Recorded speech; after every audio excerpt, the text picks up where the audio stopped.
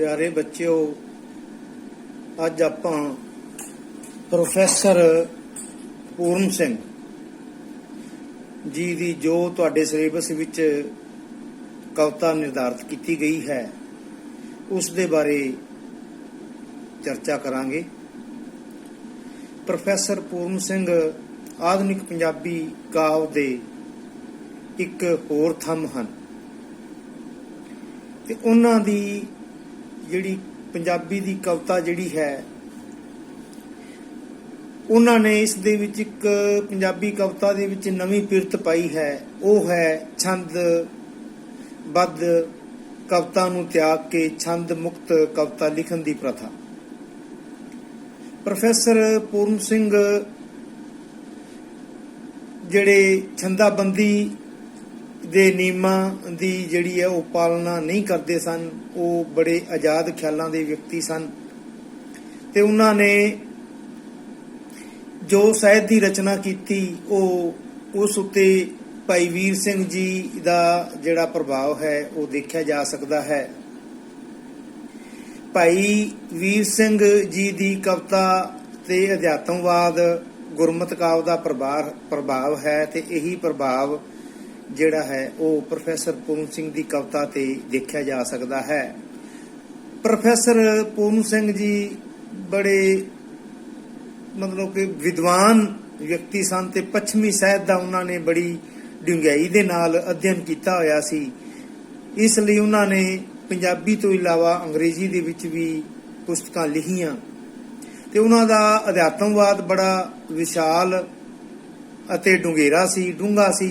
ਉਹ ਬੜੇ ਖੁੱਲੇ ਡੁੱਲੇ ਸੁਭਾਅ ਦੇ ਮਾਲਕ ਸਨ, ਬੜੀ ਸੁਤੰਤਰ ਸ਼ਖਸੀਅਤ ਦੇ ਮਾਲਕ ਸਨ ਤੇ ਤੋਲ ਤੁਕਾਂਤ ਇਸੇ ਕਰਕੇ ਹੀ ਉਹਨਾਂ ਨੇ ਤੋਲ ਤੁਕਾਂਤ ਨੂੰ ਤਿਆਗ ਕੇ ਆਪਣੇ ਖੁੱਲੇ ਡੁੱਲੇ ਪ੍ਰਭਾਵਾਂ ਨੂੰ ਇੱਕ ਨਵੇਂ ਛੰਦ ਦਾ ਨਾਂ ਦਿੱਤਾ ਜਿਸ ਨੂੰ ਤੁਰਿਆਈ ਛੰਦ ਵੀ ਕਿਹਾ ਜਾਂਦਾ ਹੈ ਤੇ ਤੁਰਿਆਈ ਛੰਦ ਦੇ ਉਹਨਾਂ ਨੇ ਨਵੀਂ ਪਿਰਤ ਪਾਈ। ਤੇ प्रोफैसर पूर्ण सिंह जी ने जिहड़ा है वो किसी तरह की बंदिश नूं उन्होंने कबूल नहीं किया ते कुछ विद्वान उन्होंने द्वारा वरती गई जिहड़ी है वरते गए छंद नूं सैलानी छंद का नाम भी दिंदे हन ते उन्हां दी कविता लय अते वलवले दे वेग विच है, वेग पूरा है। आप ने पंजाबी सभ्याचार ते पंजाब दी धरती ਦਾ ਜਿਹੜਾ ਹੈ ਬੜਾ ਡੂੰਘਾ ਚਿੱਤਰ ਪੇਸ਼ ਕੀਤਾ ਹੈ ਤੇ ਆਪ ਨੇ ਜਿਹੜਾ ਹੈ ਪੰਜਾਬੀ ਸਾਂਝ ਜਿਹੜੀ ਕਿ ਕਣ ਕਣ ਦੇ ਵਿੱਚ ਪਾਈ ਜਾਂਦੀ ਹੈ ਉਸ ਦਾ ਅਟੁੱਟ ਪਿਆਰ ਬਿਆਨ ਕੀਤਾ ਹੈ ਤੇ ਉਹਨਾਂ ਨੂੰ ਅਜਿਹਾ ਜਾਪਦਾ ਹੈ ਜਿਵੇਂ ਕਿ ਬੀਤੇ ਸਮੇਂ ਦਾ ਪੰਜਾਬ ਸੱਭਿਆਚਾਰ ਜਿਹੜਾ ਸੀ ਉਹਨਾਂ ਨੂੰ ਇਸ ਤਰ੍ਹਾਂ ਮਾਲੂਮ ਹੁੰਦਾ ਸੀ ਜਿਵੇਂ ਕਿ ਉਹ ਉਹਨਾਂ ਦਾ ਜਿਹੜਾ ਹੈ ਬੜਾ ਪੰਜਾਬੀ ਸੱਭਿਆਚਾਰ ਦਾ ਸੁਨਹਿਰੀ ਕਾਲ ਰਿਹਾ ਹੋਵੇ ਤੇ ਨਵੀਂ ਸੱਭਿਅਤਾ ਦੀ ਰੋਸ਼ਨੀ ਉਹਨਾਂ ਨੂੰ ਜਿਹੜੀ ਹੈ ਚੰਗੀ ਨਹੀਂ ਲੱਗਦੀ ਸੀ। ਨਵੀਂ ਸੱਭਿਅਤਾ ਦਾ ਭਾਵ ਇਹ ਹੈ ਕਿ ਅੱਜ ਕੱਲ੍ਹ ਦੀ ਚਕਾਚੌਂਧ ਜ਼ਿੰਦਗੀ ਜਿਹੜੀ ਹੈ ਉਸ ਉਹਨਾਂ ਨੂੰ ਚੰਗੀ ਨਹੀਂ ਲੱਗਦੀ ਸੀ। ਇਹ ਭਾਈ ਵੀਰ ਸਿੰਘ ਜੀ ਦੀ ਜਿਹੜੀ ਕਵਿਤਾ ਤੁਹਾਡੇ ਸਿਲੇਬਸ ਵਿੱਚ ਹੈ ਉਸ ਦੇ ਵਿੱਚ ਪੁਰਾਣੇ ਪੰਜਾਬ ਨੂੰ ਆਵਾਜ਼ਾਂ ਟਾਈਟਲ ਦੇ ਨਾਂ ਹੇਠ ਇਹ ਕਵਿਤਾ ਦਰਜ ਹੈ ਤੇ ਇਹ ਇਸ ਤਰ੍ਹਾਂ ਜਾਪਦਾ ਹੈ ਜਿਵੇਂ ਕਿ ਪ੍ਰੋਫੈਸਰ ਸਾਹਿਬ ਨੇ ਇਹ ਕਵਿਤਾ ਜਿਹੜੀ ਹੈ ਜੇ ਅਸੀਂ ਅੱਜ ਦੇ ਸਮੇਂ ਦੇ ਨਾਲ ਇਸ ਦਾ ਮਤਲਬ ਪਰਿਪੇਖ ਦੇਖੀਏ ਤਾਂ 100 ਸਾਲ ਪੁਰਾਣੇ ਸੱਭਿਆਚਾਰ ਦੀ ਉਹਨਾਂ ਨੇ ਇਸ ਦੇ ਵਿੱਚ ਗੱਲ ਕੀਤੀ ਹੈ ਤੇ ਆਓ ਹੁਣ ਅਸੀਂ ਇਸ ਦੀ ਉਹਨਾਂ ਦੀ ਕਵਿਤਾ ਦੇ ਬਾਰੇ ਜਿਹੜੀ ਹੈ ਚਰਚਾ ਕਰਦੇ ਹਾਂ। ਕਵਿਤਾ ਜੋ ਤੁਹਾਡੇ ਸਿਲੇਬਸ ਦੇ ਵਿੱਚ ਹੈ ਇਹ ਕੁਝ ਕੁ ਲੰਬੀ ਹੈ, ਇਸ ਕਰਕੇ ਅਸੀਂ ਇਸ ਦਾ ਅਧਿਐਨ ਜਿਹੜਾ ਹੈ ਪਾਰਟਸ ਦੇ ਵਿੱਚ ਕਰਾਂਗੇ ਕਿਉਂਕਿ ਵੀਡੀਓ ਕਾਫੀ ਲੰਬੀ ਹੋ ਜਾਣੀ ਹੈ ਤੇ ਇਸ ਕਰਕੇ ਜਿਹੜਾ ਹੈ ਇਹ ਤੁਸੀਂ ਧਿਆਨ ਦਿਓ ਇੱਧਰ ਵੀ ਪੁਰਾਣੇ ਪੰਜਾਬ ਨੂੰ ਆਵਾਜ਼ਾਂ। ਪ੍ਰੋਫੈਸਰ ਸਾਹਿਬ ਆਵਾਜ਼ਾਂ ਮਾਰਦੇ ਹੋਏ ਪੁਰਾਣੇ ਪੰਜਾਬ ਨੂੰ ਕਹਿੰਦੇ ਨੇ ਵੀ ਉਹ ਪੁਰਾਣਾ ਅਦਬ ਤੇ ਹਿਰਸ ਨਾ, ਹਿਰਸ ਖਿੱਚ, ਅਦਬ ਜਿਹੜਾ ਹੁੰਦਾ ਹੈ ਉਹ ਹੁੰਦਾ ਇੱਜ਼ਤ। ਵੀ ਪੁਰਾਣੇ ਪੰਜਾਬ ਵਰਗੀ ਜਿਹੜੀ ਉਹ ਖਿੱਚ ਤੇ ਇੱਜ਼ਤ ਜਿਹੜੀ ਅੱਜ ਦੇਖਣ ਨੂੰ ਨਹੀਂ ਮਿਲਦੀ। ਉਹ ਪ੍ਰੀਤ ਦੀਆਂ ਪੀੜੀਆਂ ਗੰਢਾਂ, ਪ੍ਰੀਤ ਪਿਆਰ ਹੁੰਦਾ ਹੈ, ਪਿਆਰ ਦੀਆਂ ਪੀੜੀਆਂ ਪੱਕੀਆਂ ਜਿਹੜੀਆਂ ਗੰਢਾਂ ਨੇ ਉਹ ਦੇਖਣ ਨੂੰ ਨਹੀਂ ਮਿਲਦੀਆਂ। ਉਹ ਕੁੜੀਆਂ ਦੇ ਚਾਅ ਤ੍ਰਿੰਜਣ ਦੇ ਗਾਵਨ ਕਿੱਥੇ? ਜਿਹੜੀਆਂ ਤ੍ਰਿੰਜਣਾਂ ਦੇ ਵਿੱਚ ਕੁੜੀਆਂ ਇਕੱਠੀਆਂ ਹੋ ਕੇ ਪੁਰਾਣੇ ਪੰਜਾਬ ਦੇ ਵਿੱਚ ਜਿਹੜਾ ਗਾਵਨ ਕੱਢਦੀਆਂ ਸੀ, ਗੀਤ ਗਾਉਂਦੀਆਂ ਸੀ, ਉਹ ਉਹਨਾਂ ਦਾ ਕੁੜੀਆਂ ਦੇ ਵਿੱਚ ਇਸ ਤਰ੍ਹਾਂ ਦਾ ਚਾਅ ਜਿਹੜਾ ਹੈ ਪੁਰਾਣੇ ਪੰਜਾਬ ਵਾਲਾ ਬਿਲਕੁਲ ਨਹੀਂ ਮਿਲਦਾ। ਉਹ ਸ਼ਰੀਕਾਂ ਦੀ ਆਪ ਵਾਲੀ ਗੱਲ ਸਾਰੀ ਗਈ ਆਈ। ਤੇ ਜਿਹੜੀ ਸ਼ਰੀਕਾ ਕੀ ਹੈ? ਸ਼ਰੀਕਾ ਹੈ ਸਾਰੇ ਮਤਲਬ ਚਾਚੇ ਤਾਇਆਂ ਦਾ ਜਿਹੜਾ ਹੈ ਆਪਸ ਦੇ ਵਿੱਚ ਰਿਸ਼ਤਾ। ਜਿੱਥੇ ਕਿੱਥੇ ਭਰਾਵਾਂ ਦਾ ਪਿਆਰ ਹੈ ਉੱਥੇ ਕਿ ਸ਼ਰੀਕੇਬਾਜੀ ਵੀ ਪੈਰਲਲ ਹੈ, ਜਿਹੜੀ ਕਿ ਇਸ ਤਰ੍ਹਾਂ ਦਾ ਮਤਲਬ ਜਿਹੜਾ ਹੈ ਉਹ ਸ਼ਰੀਕਾ ਭਾਵ ਜਿਹੜਾ ਇੱਕ ਨੈਗੇਟਿਵ ਤੇ ਪੋਜ਼ਿਟਿਵ ਦੋਵੇਂ ਚੀਜ਼ਾਂ ਇਸ ਦੇ ਵਿੱਚ ਦੇਖੀਆਂ ਜਾ ਸਕਦੀਆਂ ਨੇ। ਇਸ ਸ਼ਬਦ ਦੇ ਵਿੱਚ ਜਿਹੜਾ ਭਰਾ ਭਰਾ ਇੱਕ ਪਿਆਰ ਦੀ ਤਰ੍ਹਾਂ ਹੈ, ਸ਼ਰੀਕੇ ਦੇ ਵਿੱਚ ਥੋੜੀ ਜੀ ਜਿਹੜੀ ਹੈ ਆਪਸ ਦੇ ਵਿੱਚ ਕਟਵੀਂ ਕਹਿ ਲੋ, ਕਿਸ ਤਰ੍ਹਾਂ ਕਹਿ ਲੋ, ਉਹ ਸਾਰੀ ਗੱਲ ਆਈ ਗਈ ਹੋ ਗਈ ਹੈ। ਉਹ ਖਾਤਰਾਂ ਤੇ ਸੇਵਾਵਾਂ, ਖਾਤਰਦਾਰੀ ਜਿਹੜੀ ਹੈ ਸਾਡੇ ਪੰਜਾਬੀ ਸੱਭਿਆਚਾਰ ਦੇ ਵਿੱਚ ਪੁਰਾਣੇ ਸਮੇਂ ਤੋਂ ਰਹੀ ਹੈ। ਕਿਸੇ ਦਾ ਮਾਣ ਸਤਿਕਾਰ ਕਰਨਾ, ਕਿਸੇ ਦੀ ਆਓ ਭਗਤ ਕਰਨਾ, ਸੇਵਾਵਾਂ, ਸੇਵਾ ਕਰਨੀ ਨਿਰਸਵਾਰਥ ਹੋ ਕੇ, ਕੁਰਬਾਨੀਆਂ ਦੇ ਜਰਨੇ, ਜਿਗਰ ਤੇ ਹੌਸਲੇ। ਕਵੀ ਕਹਿੰਦਾ ਹੈ ਵੀ ਉਹ ਪੰਜਾਬੀਆਂ ਵਰਗੇ ਪੁਰਾਣੇ ਪੰਜਾਬ ਦੇ ਵਰਗੇ ਵੇਖਣ ਨੂੰ ਕਿਧਰੇ ਨਹੀਂ ਮਿਲਦੇ। ਉਹ ਰੋਟੀਆਂ ਮਹਿਫਲਾਂ, ਉਹ ਡੂੰਗੀ ਸ਼ਰਮਾ ਸਾਫਤ, ਉਹ ਕਿੱਥੇ? ਵੀ ਉਹ ਪੁਰਾਣੇ ਸਮੇਂ ਦੇ ਵਿੱਚ ਇਕੱਠੇ ਬੈਠ ਕੇ ਮਹਿਫਲਾਂ ਦੇ ਵਿੱਚ ਸੰਗਤ ਦੇ ਵਿੱਚ ਇਕੱਠੇ ਹੋ ਕੇ ਜਿਹੜੀਆਂ ਰੋਟੀ ਵਗੈਰਾ ਦਾ ਆਨੰਦ ਮਾਣਿਆ ਜਾਂਦਾ ਸੀ ਸਾਰੇ ਸਮਾਜ ਦੇ ਵਿੱਚ। ਤੇ ਉਹਨਾਂ ਦੇ ਵਿੱਚ ਇੱਕ ਵੱਡੇ ਛੋਟੇ ਦੀ ਸ਼ਰਮ ਵੀ ਹੁੰਦੀ ਸੀ, ਪਿਓ ਦੀ ਪੁੱਤਰ ਦੀ, ਚਾਚਿਆਂ ਤਾਇਆਂ ਦੀ ਆਪਸ ਦੇ ਵਿੱਚ ਜਿਹੜੀਆਂ ਸ਼ਰਮ ਸੀ, ਜਿਹੜੇ ਸਰਾਫਤ ਢੰਗ ਨਾਲ ਪੇਸ਼ ਆਉਂਦੇ ਸਨ। ਕਵੀ ਕਹਿੰਦਾ ਵੀ ਸਾਰੀਆਂ ਚੀਜ਼ਾਂ ਅੱਜ ਦੇਖਣ ਨੂੰ ਨਹੀਂ ਮਿਲਦੀਆਂ, ਸਾਰਾ ਕੁਝ ਕਿਧਰੇ ਗੁਆਚ ਗਿਆ ਹੈ। ਅੱਗੇ ਕੁਝ ਕੁ ਡੋਟਸ ਪਾਏ ਹੋਏ ਨੇ। ਇਸ ਦਾ ਮਤਲਬ ਹੈ ਵੀ ਕਵਿਤਾ ਦੇ ਵਿੱਚੋਂ ਕੁਝ ਕੁ ਭਾਗ ਜਿਹੜਾ ਐਡੀਟਰ ਨੇ ਛੱਡ ਦਿੱਤਾ ਹੈ ਤੇ ਇਸ ਤੋਂ ਅੱਗੇ ਸ਼ੁਰੂ ਕੀਤਾ ਹੈ। ਇੱਕ ਪੜ੍ਹੇ ਨੌਜਵਾਨ ਨੂੰ ਮੈਂ ਪੁੱਛਿਆ, ਕਵੀ ਕਹਿੰਦਾ ਕਿ ਪੜ੍ਹੇ ਲਿਖੇ ਨੌਜਵਾਨ ਨੂੰ ਮੈਂ, ਗੱਭਰੂ ਨੂੰ ਮੈਂ ਪੁੱਛਿਆ ਵੀ ਉਹ ਸਾਡੇ ਅਨਪੜ੍ਹਾਂ ਦਾ ਪੁਰਾਣਾ, ਵੀ ਅਸੀਂ ਅਨਪੜ੍ਹ ਲੋਕ ਸੀ ਪੁਰਾਣੇ ਸਮੇਂ ਦੇ, ਅੱਜ ਕੱਲ ਦੀ ਪੀੜ੍ਹੀ ਕੁਝ ਪੜ੍ਹ ਗਈ ਹੈ। ਤੇ ਪੜ੍ਹੇ ਲਿਖੇ ਨੂੰ ਮੈਂ ਪੁੱਛਿਆ ਵੀ ਉਹ ਸਾਡੇ ਅਨਪੜ੍ਹਾਂ ਦਾ ਪੁਰਾਣਾ ਗਠੀਲਾ ਸੰਗਠਿਤ ਅਣਟੁੱਟ ਜਿਹਾ ਭਾਈਚਾਰਾ ਕਿੱਥੇ? ਕਵੀ ਇਸ ਗੱਲ ਤੋਂ ਦੁਖੀ ਹੈ ਕਿ ਪੁਰਾਣੇ ਸਮੇਂ ਦੇ ਵਿੱਚ ਜਿੱਥੇ ਕਿਧਰੇ ਸਾਰੇ ਇਕੱਠੇ ਹੋ ਕੇ ਬਹਿੰਦੇ ਸੀ, ਪਰੰਤੂ ਅੱਜ ਦੀ ਨੌਜਵਾਨ ਪੀੜ੍ਹੀ ਨੇ ਇਹ ਪਰੰਪਰਾ ਵੀ ਛੱਡ ਦਿੱਤੀ ਹੈ, ਭਾਈਚਾਰਾ ਆਪਸ ਦੇ ਵਿੱਚ ਇਕੱਠਾ ਛੱਡ ਦਿੱਤਾ ਹੈ। ਹਿੱਤ ਕਿੱਥੇ? ਹਿੱਤ ਹੁੰਦਾ ਕਿਸੇ ਦਾ ਮਤਲਬ ਜਿਹੜਾ ਹੈ ਪੱਖ ਪੂਰਨਾ, ਪੱਖ ਦੀ ਗੱਲ ਕਰਨੀ। ਪਿਆਰ ਕਿੱਥੇ? ਉਹ ਪੁਰਾਣਾ ਪਿਆਰ ਕਿਧਰੇ ਨਜ਼ਰ ਨਹੀਂ ਆਉਂਦਾ। ਉਹ ਸਾਡਾ ਹੱਸਣਾ ਬੋਲਣਾ, ਜਿਹੜਾ ਅਸੀਂ ਹੱਸ ਬੋਲ ਕੇ ਤੇ ਜਿਹੜੇ ਗੱਲਾਂ ਕਰਦੇ ਸੀ, ਕਹਿੰਦਾ ਗੁਆਚ ਗਿਆ ਕਿੱਥੇ? ਵੀ ਇਹ ਸਭ ਚੀਜ਼ਾਂ ਜਿਹੜੀਆਂ ਨੇ ਪੁਰਾਣੇ ਪੰਜਾਬ ਦੇ ਵਿੱਚ ਜੋ ਪਾਈਆਂ ਜਾਂਦੀਆਂ ਸਨ, 100-125 ਸਾਲ ਪਹਿਲਾਂ ਜੋ ਚੀਜ਼ਾਂ ਪਾਈਆਂ ਜਾਂਦੀਆਂ ਸਨ, ਉਹ ਚੀਜ਼ਾਂ ਅੱਜ ਦੇਖਣ ਨੂੰ ਕਿਧਰੇ ਨਹੀਂ ਮਿਲਦੀਆਂ। ਹਿੱਤ ਕਿੱਥੇ? ਪਿਆਰ ਕਿੱਥੇ? ਇਸ ਦੀ ਆਪਾਂ ਗੱਲ ਕਰ ਰਹੀ ਹੈ। ਦਿਲ, ਜ਼ੋਰ, ਮਿੱਠਤ ਕਿੱਥੇ? ਮਿਠਾਸ ਹੈ ਨਹੀਂ ਬੋਲੀ ਦੇ ਵਿੱਚ, ਬੋਲਣ ਦੇ ਵਿੱਚ ਮਿਠਾਸ ਹੈ ਨਹੀਂ, ਜ਼ੋਰ ਹੈ ਨਹੀਂ, ਦਿਲ ਹੈ ਨਹੀਂ, ਆਪਸ ਦੇ ਵਿੱਚ ਮਿਲਣਾ ਜੁਲਣਾ ਹੈ ਨਹੀਂ। ਉਹ ਬਾਹਾਂ ਦਾ ਮਾਣ ਜ਼ੋਰ ਕਿੱਥੇ?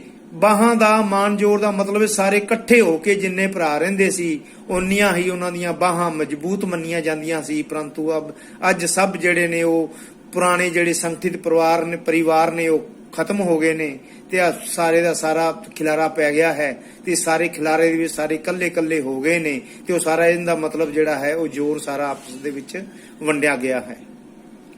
ਸੱਸਾਂ ਦੇ ਉਹ ਸਮੁੰਦਰਾਂ ਵਰਗੇ ਦਿਲ ਕਿੱਥੇ? ਸੱਸਾਂ ਦੇ ਦਿਲ ਬੜੇ ਦਰਿਆ ਹੁੰਦੇ ਸੀ, ਸਮੁੰਦਰਾਂ ਤਰ੍ਹਾਂ ਹੁੰਦੇ ਸੀ, ਉਹ ਕਿਧਰੇ ਵੇਖਣ ਨੂੰ ਨਹੀਂ ਮਿਲਦੇ। ਨੋਹਾਂ ਧੀਆਂ ਦੀ ਲਿਹਾਜ਼ ਦੀ ਸੱਭਿਅਤਾ, ਨੋਹਾਂ ਧੀਆਂ ਦਾ ਜੋ ਇੱਜ਼ਤ ਮਾਣ ਸੀ, ਲਿਹਾਜ਼ ਸੀ, ਆਪਸ ਦੇ ਵਿੱਚ ਪ੍ਰੇਮ ਭਾਵ ਸੀ, ਉਹ ਇੱਕ ਸੱਭਿਅਕ ਢੰਗ ਦੇ ਨਾਲ ਜਿਸ ਪ੍ਰਕਾਰ ਉਹ ਰਹਿੰਦੀਆਂ ਸਨ, ਉਹ ਸੱਭਿਅਤਾ ਜਿਹੜੀ ਹੈ ਕਵੀ ਨੂੰ ਕਿਧਰੇ ਨਾ ਕਿਧਰੇ ਗੁਆਚੀ ਹੋਈ ਮਿਲਦੀ ਹੈ। ਜਵਾਈਆਂ ਦੀ ਪੁਰਾਣੀ ਮੋਤੀਆਂ ਵਰਗੀ ਆਬ ਕਿੱਥੇ? ਜਵਾਈਆਂ ਦਾ ਜਿਹੜਾ ਪਹਿਲਾਂ ਬੜਾ ਇੱਜ਼ਤ ਮਾਣ ਹੁੰਦਾ ਸੀ, ਮੋਤੀਆਂ ਵਰਗਾ ਉਹਨਾਂ ਦੀ ਇੱਜ਼ਤ, ਆਬ ਜਿਹੜੀ ਹੈ, ਆਬਰੂ ਜਿਹੜੀ ਹੈ ਉਹਨਾਂ ਦੀ, ਉਹ ਕਿਧਰੇ ਦੇਖਣ ਨੂੰ ਨਹੀਂ ਮਿਲਦੀ। ਸੱਜ ਵਿਆਹੀਆਂ ਦਾ ਉਹ ਆਦਰ ਕਿਧਰੇ ਦੇਖਣ ਨੂੰ ਨਹੀਂ ਮਿਲਦਾ। ਭਾ, ਸ਼ਿੰਗਾਰ ਤੇ ਸੰਵਾਰ ਕਿੱਥੇ? ਲਾਡ ਤੇ ਮੁਰਾਦਾਂ ਸਜਵੀਆਂ ਜੋ ਹਾਰ ਸ਼ਿੰਗਾਰ ਕਰਦੀਆਂ ਸਨ, ਆਪਣੇ ਆਪ ਨੂੰ ਸੰਵਾਰ ਕੇ ਰੱਖਦੀਆਂ ਸਨ, ਲਾਡ ਤੇ ਮੁਰਾਦਾਂ ਦੇ ਨਾਲ ਉਹਨਾਂ ਨੂੰ ਜਿਹੜਾ ਰੱਖਿਆ ਜਾਂਦਾ ਸੀ, ਉਹ ਸਾਰਾ ਕੁਝ ਖਤਮ ਹੋ ਗਿਆ ਹੈ। ਸ਼ਾਲੂ ਕਿੱਥੇ ਬਾਗ ਤੇ ਫੁਲਕਾਰੀਆਂ, ਪੁਰਾਣੇ ਸਮੇਂ ਦੀ ਜਿਹੜੀ ਹੈ ਪੰਜਾਬ ਨੂੰ ਆਵਾਜ਼ਾਂ ਮਾਰਦਾ ਹੋਇਆ ਕਵੀ ਕਹਿੰਦਾ ਹੈ ਵੀ ਉਹ ਸ਼ਾਲੂ ਸ਼ਾਲ ਨਹੀਂ, ਉਹ ਬਾਗ ਤੇ ਫੁਲਕਾਰੀਆਂ, ਇਹ ਜਿਹੜਾ ਹੈ ਉਹ ਚੁੰਨੀਆਂ ਦਾ ਜਿਹੜੀ ਚੁੰਨੀ ਸਿਰ ਤੇ ਲੈਂਦੀਆਂ ਨੇ ਉਹਨਾਂ ਦੇ ਰੂਪ ਨੇ। ਉਹ ਮਹਿੰਦੀ ਦਾ ਰੰਗ ਸੁਹਾਗ, ਮਹਿੰਦੀ ਦਾ ਰੰਗ ਸੁਹਾਗ ਕਿਧਰੇ ਨਜ਼ਰ ਨਹੀਂ ਆਉਂਦਾ।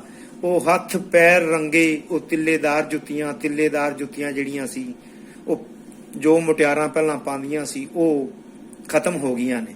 ਭਾਵ ਕਿ ਪੁਰਾਣੇ ਸਮੇਂ ਦੇ ਵਿੱਚ ਜਿਹੜੀਆਂ ਨੋਹਾਂ ਜਿਹੜੀਆਂ ਸੀ, ਉਹ ਜੋ ਉਹਨਾਂ ਦਾ ਪਹਿਰਾਵਾ ਜਿਹੜਾ ਉਸ ਵੇਲੇ ਕਵੀ ਨੇ ਜਿਸ ਦੀ ਗੱਲ ਕੀਤੀ, ਉਹ ਅੱਜ ਦੇਖਣ ਨੂੰ ਨਹੀਂ ਮਿਲਦਾ। ਕੁਝ ਇੱਕ ਡਾਟਸ ਅੱਗੇ ਆ ਕੇ, ਇਸ ਦਾ ਮਤਲਬ ਐਡੀਟਰ ਨੇ ਕੁਝ ਇੱਕ ਕਵਿਤਾ ਦਾ ਭਾਗ ਵਿੱਚੋਂ ਛੱਡਤਾ ਹੈ।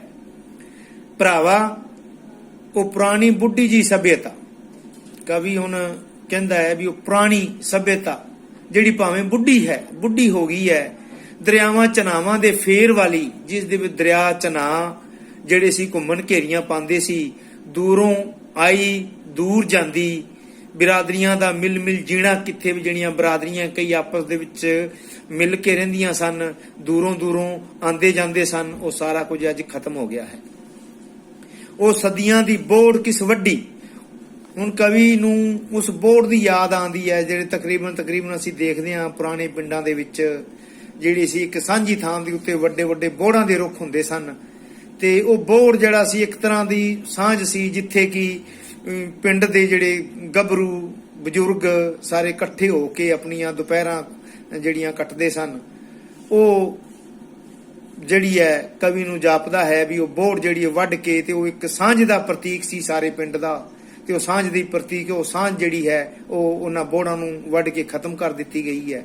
ਉਹ ਪੁਰਾਣਾ ਪਿੱਪਲ ਕਿੱਥੇ ਉੱਡ ਗਿਆ, ਪਿੱਪਲ ਬੜੇ ਪੁਰਾਣੇ ਸਨ, ਪਿੱਪਲ ਵੀ ਇੱਕ ਸਾਂਝੀ ਥਾਂ ਦੇ ਵਿੱਚ ਵੱਡੇ ਪਿੱਪਲ ਪਿੰਡਾਂ ਦੇ ਵਿੱਚ ਦੇਖਣ ਨੂੰ ਮਿਲਦੇ ਸਨ, ਜਿੱਥੇ ਕਿ ਗੱਭਰੂ ਨੌਜਵਾਨ ਵਗੈਰਾ ਇਹਨਾਂ ਢਾਣੀਆਂ ਇਕੱਠੀਆਂ ਹੋ ਕੇ ਤੇ ਆਪਣਾ ਮਨ ਪਰਚਾਵਾ ਕਰਦੀਆਂ ਸਨ, ਦੇਸੀ ਖੇਡਾਂ ਖੇਡਦੀਆਂ ਸਨ, ਤੇ ਉਹ ਪਿੱਪਲ ਵਗੈਰਾ ਵੀ ਸਾਰੇ ਖਤਮ ਹੋ ਗਏ ਹਨ। ਹਵਾ ਆਈ ਝੱਖੜ ਆਇਆ, ਉਹ ਕਿਸ ਘੇਰਿਆ, ਹਵਾ ਆਈ, ਹਵਾ ਦਾ ਮਤਲਬ ਜਿਹੜਾ ਹੈ ਸਾਡੇ ਉਸ ਲੋਭ ਦੇ ਵੱਲ ਕਵੀ ਨੇ ਗੱਲ ਕੀਤੀ ਹੈ ਵੀ ਇੱਕ ਲੋਭ ਜਿਹੜਾ ਹੈ ਸਾਡੀ ਨੌਜਵਾਨ ਪੀੜ੍ਹੀ ਦੇ ਵਿੱਚ ਇਸ ਤਰ੍ਹਾਂ ਦਾ ਆ ਗਿਆ ਕਿ ਉਹਨਾਂ ਨੇ ਇਸ ਤਰ੍ਹਾਂ ਦੇ ਝੱਖੜ ਉਹਨਾਂ ਦੇ ਮਨ ਦੇ ਵਿੱਚ ਆਏ ਕਿ ਉਹਨਾਂ ਨੇ ਆ ਪੁਰਾਣੀਆਂ ਬੋੜਾਂ ਤੇ ਪਿੱਪਲਾਂ ਨੂੰ ਜਿਹੜਾ ਹੈ ਉਹ ਡੇਗ ਦਿੱਤਾ। ਮਤਲਬ ਕਿ ਉਹ ਕਵੀ ਜਿਹੜਾ ਹੈ ਸਿੱਧੀ ਹਵਾ ਜਾਂ ਹਨੇਰ ਦੀ ਗੱਲ ਨਹੀਂ ਕਰਦਾ, ਕਿਉਂਕਿ ਏਡੇ ਵੱਡੇ ਰੁੱਖ ਕਿਸੇ ਵੀ ਤਰ੍ਹਾਂ ਦੇ ਹਨੇਰ ਜਾਂ ਝੱਖੜ ਤੋਂ ਨਹੀਂ ਡਿੱਗ ਸਕਦੇ, ਉਹ ਤਾਂ ਵੱਡਿਆਂ ਹੀ ਖਤਮ ਹੁੰਦੇ ਹਨ, ਤੇ ਉਹ ਜਿਹੜੇ ਵੱਡੇ ਹਨ ਉਹ ਅੱਜ ਦੀ ਪੀੜ੍ਹੀ ਨੌਜਵਾਨ ਪੀੜ੍ਹੀ ਨੇ ਵੱਡੇ ਹਨ। ਉਹ ਜੰਗਲ ਜ਼ਰੂਰ ਸੀ, ਪੁਰਾਣਾ ਦੰਦ ਕੱਢਿਆ ਗੰਭੀਰ ਸੀ, ਜੰਗਲ ਉਹ ਜੰਗਲਾਂ ਤਰ੍ਹਾਂ ਲੱਗਦਾ ਸੀ, ਪੁਰਾਣਾ ਦੰਦ ਕੱਢਿਆ ਜਾਪਦਾ ਸੀ, ਗੰਭੀਰ ਬੜਾ ਸੀ, ਮੰਨਿਆ ਭਾਂਤ ਬੋਲੀਆਂ ਦੇ ਖਿਆਲ ਸੀ। ਇਹ ਮੰਨ ਲਿਆ ਕਿ ਪੁਰਾਣੇ ਪੰਜਾਬ ਦੇ ਦੀਆਂ ਬੋਲੀਆਂ ਜਿਹੜੀਆਂ ਸੀ ਭਾਂਤ ਦੀਆਂ ਸਨ, ਲੋਕਾਂ ਦੇ ਖਿਆਲ ਵੱਖਰੇ ਸਨ, ਅਸੀਂ ਅਣਜਾਣ ਸਾਂ, ਅਸੀਂ ਬਿਲਕੁਲ ਅਣਜਾਣ ਸੀ। ਇੱਕੋ ਜਿਹੇ ਸਿੱਧੇ ਸਾਦੇ ਕੰਮ ਕਰਨ ਵਾਲੇ ਹੱਡ ਸਨ, ਵੀ ਅਸੀਂ ਬੜੇ ਸਿੱਧੇ, ਉਸ ਸਮੇਂ ਦੇ ਜਿਹੜੇ ਬਜ਼ੁਰਗ ਸਨ, ਉਸ ਸਮੇਂ ਦੇ ਜਿਹੜੇ ਲੋਕ ਸਨ, ਸਾਲ ਸਵਾ 100 ਸਾਲ ਪੁਰਾਣੀ ਗੱਲ ਕੀਤੀ ਹੈ, ਉਹ ਬੜੇ ਮਤਲਬ ਕਿ ਸਿੱਧੇ ਸਾਦੇ ਲੋਕ ਸਨ, ਉਹਨਾਂ ਦੇ ਵਿੱਚ ਕਿਸੇ ਤਰ੍ਹਾਂ ਦਾ ਕੋਈ ਵਲ ਛਲ ਨਹੀਂ ਸੀ, ਤੇ ਕੰਮ ਕਰਨਾ ਹੀ ਉਹਨਾਂ ਦੇ ਲਈ ਪੂਜਾ ਸੀ, ਤੇ ਉਹ ਕੰਮ ਕਰਦੇ ਰਹੇ। ਤੇ ਇੱਕ ਅੱਧ ਖਿਆਲ ਕੋਈ ਸੁਣਿਆ ਮੰਨਿਆ ਅਸਾਂ ਲਈ ਬਸ ਸੀ, ਇੱਕ ਅੱਧਾ ਖਿਆਲ ਅਸੀਂ ਉਹਨਾਂ ਦਾ ਜਿਹੜਾ ਸੁਣ ਲੈਂਦੇ ਸੀ ਤੇ ਅਸੀਂ ਬਸ ਕਰ ਜਾਂਦੇ ਸੀ, ਉਸੇ ਵਿੱਚ ਬਹਿੰਦੇ, ਜੋ ਉਹਨਾਂ ਨੇ ਸਾਨੂੰ ਨਿਰਦੇਸ਼ ਦੇਣਾ ਪੁਰਾਣੇ ਬਜ਼ੁਰਗਾਂ ਨੇ, ਅਸੀਂ ਉਹਨਾਂ ਦੇ ਨਿਰਦੇਸ਼ਾਂ ਦੇ ਵਿੱਚ ਕੰਮ ਕਰਦੇ ਸੀ, ਉਸੇ ਵਿੱਚ ਬੈਠਦੇ ਸੀ, ਉੱਠਦੇ ਸੀ, ਜਿੰਦੇ ਸੀ, ਜਾਗਦੇ। ਉਹ ਇੱਕ ਖਿਆਲ ਸੀ ਬਸ, ਜੋ ਉਹਨਾਂ ਨੇ ਸਾਡੇ ਬਜ਼ੁਰਗਾਂ ਨੇ ਸਾਨੂੰ ਖਿਆਲ ਦੇਤਾ, ਜੋ ਸਾਨੂੰ ਆਦੇਸ਼ ਦੇਤਾ, ਅਸੀਂ ਉਸੇ ਤਰ੍ਹਾਂ ਹੀ ਉਹਨਾਂ ਦਾ ਹਰ ਤਰ੍ਹਾਂ ਦਾ ਕਹਿਣਾ ਮੰਨਦੇ ਸੀ, ਤੇ ਉਹਨਾਂ ਦੇ ਹੁਕਮ ਨੂੰ ਹੀ ਅਸੀਂ ਸਾਡੀ ਆਪਣੀ ਜਿੰਦ ਜਾਨ ਸਮਝਦੇ ਸੀ। ਅੱਗੇ ਕੁਝ ਕੁ ਡਾਟਸ ਆ ਗਏ, ਇਹ ਡਾਟਸ ਜਿਹੜੇ ਨੇ ਦਾ ਮਤਲਬ ਇਹ ਵੀ ਕਵੀ ਨੇ ਕੁਝ ਕੁ ਭਾਗ ਛੱਡਤਾ ਹੈ, ਤੇ ਇੱਥੇ ਹੀ ਆਪਾਂ ਜਿਹੜੀ ਵੀਡੀਓ ਹੈ ਕਾਫੀ 15 ਮਿੰਟਾਂ ਦੀ ਹੋ ਗਈ ਹੈ, ਤੇ ਬਾਕੀ ਕੱਲ ਕੰਟੀਨਿਊ ਕਰਾਂਗੇ। Thank you.